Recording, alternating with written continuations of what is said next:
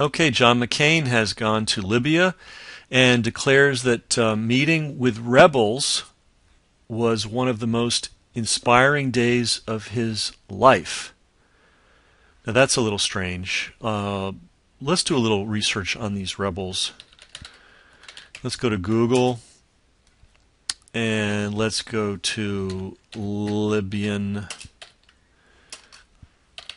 rebels and let's see some pictures. And McCain also urges the U.S. to recognize the rebels as the only legitimate opposition to Muammar Gaddafi in the country.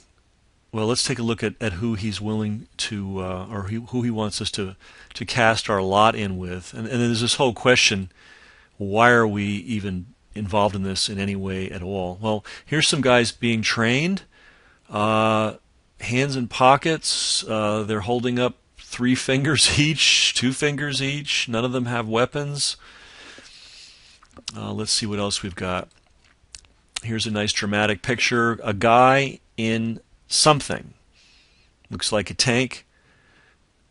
Or an armored personnel carrier. May or may not be functional. We don't see anybody in the background, but they're trying to give us the sense that a war is going on. Here's another picture. And we've got a bunch of guys all packed together. He's got some goggles on. And a guy with his sleeping bag. That's good. One rifle. 4 guys. 1, 2, 3, 4, 5. 1 rifle. Other evidence that this is a fighting force that we should be joining. We have 3 guys walking in one direction, pointing in the air. Not sure what they're going to accomplish with that. We have this guy walking in the other direction, and we have these people milling around. I think what happened is a whole bunch of photojournalists were sent to Libya saying, get pictures of the rebels in action. And the problem is, these rebels really aren't doing much. What's happening is NATO is bombing Libyan positions. The Libyan military leaves those positions temporarily. These guys come in, and again, one guy, no weapon. Another guy's got a sword. This guy's got an AK, no weapon. Nice tight picture. No background. No background. There's a lot of these pictures that have absolutely no background. Could be the sky there. Here's a dramatic photograph. But what does it mean? Guy with goggles and some kind of fatigue jacket. This guy who looks like he just wandered in off the street. Some kind of military gear here, which may or may not be functional. Looks like it's not. And on and on and on we go. Lots of very dramatic photos that give the impression that something is going on, that there's some kind of force, organized force.